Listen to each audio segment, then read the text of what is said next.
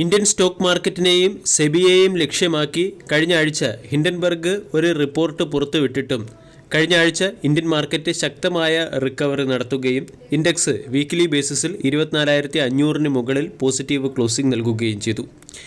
24,500 മുകളിൽ market positive closing നൽകിയത് മാർക്കറ്റിൽ ഇതുവരെ തുടർന്നു വന്ന സെൽ ഓൺ റൈസ് എന്ന ട്രെൻഡിൽ നിന്നും മാർക്കറ്റ് ബൈ ഓൺ ഡിപ്പ് എന്ന ട്രെൻഡിലേക്ക് മാറാനുള്ള സൂചനയായിട്ടാണ് പല അനലിസ്റ്റുകളും വിലയിരുത്തുന്നത്.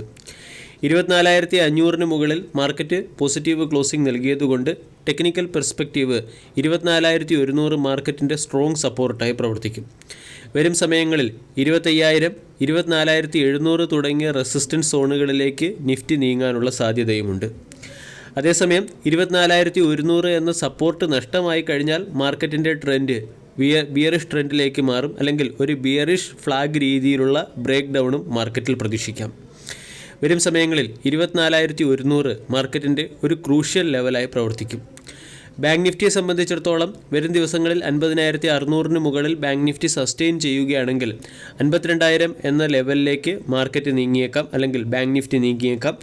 Bank Nifty double bottom form ചെയ്ത 49,600 എന്ന സോണാണ് ബാങ്ക് നിഫ്റ്റിയെ സംബന്ധിക്കുന്ന ക്രൂഷ്യൽ സപ്പോർട്ട് സോൺ. ഇനി ഷോർട്ട് ടൈമിലേക്ക് പരിഗണിക്കാവുന്നതും ഇപ്പോൾ സപ്പോർട്ട് ലഭിക്കുന്നതും 25% വരെ റിട്ടേൺ തരാൻ ശേഷിയുള്ളതുമായ 2 ക്വാളിറ്റി സ്റ്റോക്കുകളെ പരിചയപ്പെടാം. ഒന്നാമത്തെ stock Anand Rathi wealth limited. CDSL, CAMS തുടങ്ങിയ സ്റ്റോക്ക് മാർക്കറ്റ് റിലേറ്റഡ് ആയിട്ടുള്ള സ്റ്റോക്കുകളിൽ ബൈയിങ് മൊമെൻറ്റം വന്നതുകൊണ്ട് ആനന്ദ് റാഠി പോലുള്ള സ്റ്റോക്കുകളും മികച്ച പെർഫോമൻസ് നടത്താൻ സാധ്യതയുണ്ട്. സ്റ്റോക്ക് കഴിഞ്ഞ ദിവസം 0.06% ഉയർന്ന് 3,600 ക്ലോസിംഗ് നൽകി.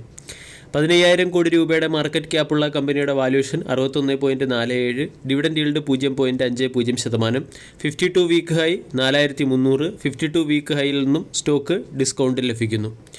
മുൻ വർഷങ്ങളിലെ ക്വാർട്ടർലി റിസൾട്ടുമായി താരതമ്യപ്പെടുത്തുമ്പോൾ അത്ര മികച്ച ക്വാർട്ടർലി റിസൾട്ട് അല്ല കമ്പനി കാഴ്ചവെച്ചത്. എന്നിരുന്നാലും പെർഫോമൻസ് മികച്ചതാണ്. ഇയർ ഓൺ ഇയറിൽ 175 കോടിയിൽ നിന്നും സെയിൽസ് 238 കോടിയിലേക്കും ക്വാർട്ടർ ടു ക്വാർട്ടറിൽ 184 കോടിയിൽ നിന്നും 238 കോടിയിലേക്കും സെയിൽസ് കമ്പനിക്ക് ഉയർത്താൻ സാധിച്ചു. ഓപ്പറേറ്റിംഗ് മാർജിൻ 42% നിന്നും 41% ഇടിഞ്ഞിട്ടുണ്ട്. നെറ്റ് പ്രോഫിറ്റ് ഇയർ ഓൺ ഇയറിൽ 53 കോടിയിൽ നിന്നും 73 കോടിയിലേക്കും ക്വാർട്ടർ ടു ക്വാർട്ടറിൽ 57 കോടിയിൽ നിന്നും 73 കോടിയിലേക്കും കമ്പനിക്ക് ഉയർത്താൻ സാധിച്ചു. 3 വർഷത്തെ compounded sales growth 40%, profit growth 71%, ROE 41%. 628 കോടി രൂപയുടെ റിസർവ് ഉള്ള കമ്പനിക്ക് മുകളിൽ 52 കോടി രൂപയുടെ കടബാധ്യതയാണുള്ളത്. പ്രൊമോട്ടേഴ്സിന് 48% സ്റ്റേക്ക് ഹോൾഡിംഗ്, FISന് 5%, DISന് 8.32%. FIS അവരുടെ സ്റ്റേക്ക് ഹോൾഡിംഗ് 4.8% നിന്നും 5.02% ഉയർത്തിയിട്ടുമുണ്ട്. ആനന്ദ് റാഠിയെ സംബന്ധിച്ചിടത്തോളം 3,600 സ്റ്റോക്കിൻ്റെ സ്ട്രോങ് സപ്പോർട്ടാണ്. 3,500 സൈക്കോളജിക്കൽ സപ്പോർട്ടും 3,450 സ്റ്റോക്കിൻ്റെ ക്രിട്ടിക്കൽ സപ്പോർട്ടുമാണ്. സ്റ്റോക്ക് ഏകദേശം ക്രിട്ടിക്കൽ സപ്പോർട്ടിന് അടുത്തായി ട്രേഡ് ചെയ്യുകയും ചെയ്യുന്നു. ഇവിടെ നിന്നും ഒരു റിവേഴ്സൽ വരികയാണെങ്കിൽ സ്റ്റോക്ക് 4,000 എന്ന ലെവലിലേക്ക്, പിന്നീട് 4,300 തുടങ്ങിയ ലെവലുകളിലേക്ക് ഉയരാൻ സാധ്യതയുണ്ട്. ഓൾ ടൈം ഹൈയിൽ നിന്നും 25% മുകളിൽ ഡിസ്കൗണ്ടിൽ ലഭിക്കുന്ന സ്റ്റോക്ക് ആയതുകൊണ്ട് ഷോർട്ട് ടൈമിൽ 25% വരെയുള്ള റിട്ടേൺ ആനന്ദ് റാഠി എന്ന സ്റ്റോക്ക് നൽകിയേക്കാം. രണ്ടാമത്തേത് ആസ്ട്രൽ എന്ന കമ്പനിയുടെയും ക്വാർട്ടർലി റിസൾട്ട് മോശമായതിനെ തുടർന്ന് സ്റ്റോക്കിൽ വളരെ വലിയൊരു കറക്ഷൻ വന്നു. സ്റ്റോക്കിലെ കറക്ഷൻ സ്റ്റോക്കിനെ അതിൻ്റെ സ്ട്രോങ് സപ്പോർട്ട് സോണിനടുത്ത് എത്തിച്ചിരിക്കുകയാണ്. ഇവിടെ നിന്നും down side risk astral limited എന്ന സ്റ്റോക്കിലും കുറവാണ്. കഴിഞ്ഞ ട്രേഡിംഗ് സെഷനിൽ 1.3% ഉയർന്ന് 1,887 ക്ലോസിംഗ് നൽകിയത്. 50,000 കോടി രൂപയുടെ മാർക്കറ്റ് ക്യാപ്പുള്ള കമ്പനിയുടെ valuation 92.79, dividend yield 0.20%, 52 week high 2,484, 52 week low 1,740. Valuation നോക്കുകയാണെങ്കിൽ പലപ്പോഴും 100-120 റേഞ്ചിൽ വാല്യൂഷനുള്ള ആസ്ട്രലിൻ്റെ വാല്യൂഷൻ 93 എന്ന ലെവലിലേക്ക് എത്തിയിട്ടുണ്ട്. കമ്പനിയുടെ ROE 18%, ROCE 23.2%.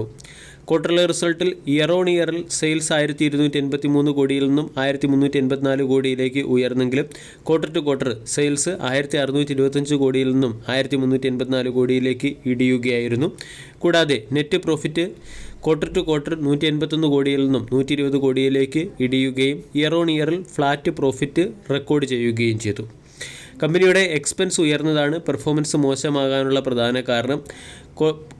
പെർഫോമൻസ് മോശമാകാനുള്ള പ്രധാന കാരണം operating margin quarter to quarter 18% നിന്നും 16% ഇടിയുകയും ചെയ്തു. 3161 കോടി രൂപയുടെ റിസർവ് ഉള്ള കമ്പനിക്ക് മുകളിൽ 119 കോടി രൂപയുടെ കടബാധ്യതയാണുള്ളത്. പ്രൊമോട്ടേഴ്സിന് 54% സ്റ്റേക്ക് ഹോൾഡിംഗ്, FISന് 22.4%, DISന് 12.45% സ്റ്റേക്ക് ഹോൾഡിംഗ് ഉണ്ട്. പബ്ലിക് സ്റ്റേക്ക് ഹോൾഡിംഗ് 11% നിന്നും 10.9% ഇടിഞ്ഞിട്ടുണ്ട്. അസ്ട്രൽ എന്ന സ്റ്റോക്കിനെ സംബന്ധിച്ചിടത്തോളം 1750 സ്റ്റോക്കിൻ്റെ സ്ട്രോങ് സപ്പോർട്ട്. സ്റ്റോക്ക് ഇപ്പോൾ 1789 ട്രേഡ് ചെയ്യുന്നു.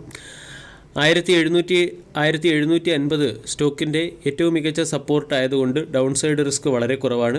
ഡെയിലി ക്യാൻഡിൽ പാറ്റേൺ നോക്കുകയാണെങ്കിൽ ഇവിടെ നിന്നും ഒരു ട്രെൻഡ് റിവേഴ്സൽ വരാനുള്ള സാധ്യതയും കൂടുതലാണ്. അതുകൊണ്ട് അസ്ട്രൽ എന്ന സ്റ്റോക്കും സപ്പോർട്ട് പ്രൈസിൽ നിന്നും വീണ്ടും ഹയർ സൈഡിലേക്ക് നീങ്ങാനോ അല്ലെങ്കിൽ ട്രെൻഡ് റിവേഴ്സൽ വരാനോ സാധ്യതയുണ്ട്. അസ്ട്രൽ എന്ന സ്റ്റോക്കിനെയും നമ്മൾക്ക് short time trading point of view watch ലിസ്റ്റിൽ ഉൾപ്പെടുത്താം.